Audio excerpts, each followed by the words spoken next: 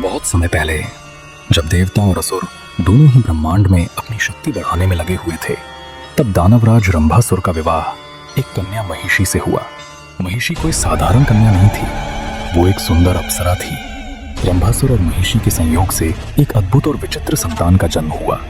इस संतान का शरीर आंशिक रूप से मनुष्य और आंशिक रूप से भैंस का था।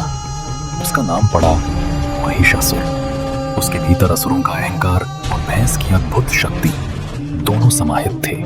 लेकिन शक्ति पाने के लिए केवल बल पर्याप्त नहीं था, इसलिए महिषासुर ने कठोर तपस्या करने का निश्चय किया। वो पर्वतों और घने वनों में चला गया और वर्षों तक कड़ी तपस्या करता रहा। अत्यंत कठिन साधनाएं करके उसने ब्रह्मा जी को प्रसन्न किया।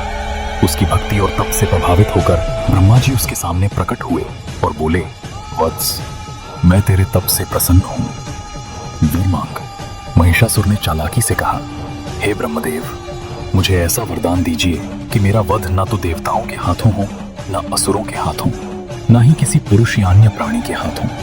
मैं अजेय रहूं। ब्रह्मा जी जानते थे कि कोई भी प्राणी अमर नहीं हो सकता, परंतु तपस्या से प्रसन्न होकर उन्होंने कहा, तथास्तु, तेरी मृत्यु केवल किसी स्त्री के हाथों ही संभव होगी। महिषासुर ने सोचा कि एक स्त्री कभी उसकी शक्ति का मुकाबला नहीं कर पाएगी। वो हंसते हुए लौटा और उस दिन से उसका अत्याचार आरंभ हो गया। वो देवताओं और ऋषियों पर आक्रमण करने लगा। स्वर्ग पर चढ़ाई कर इंद्र और अन्य देवताओं को परास्त कर दिया। तीनों लोकों में भय फैल गया और महिषासुर का आतंक चारों ओर स्थापित हो गया। आगे की कहानी जानने के लिए चैनल को सब्सक्राइब करें और कमेंट सेक्शन में जय माता दी लिखें।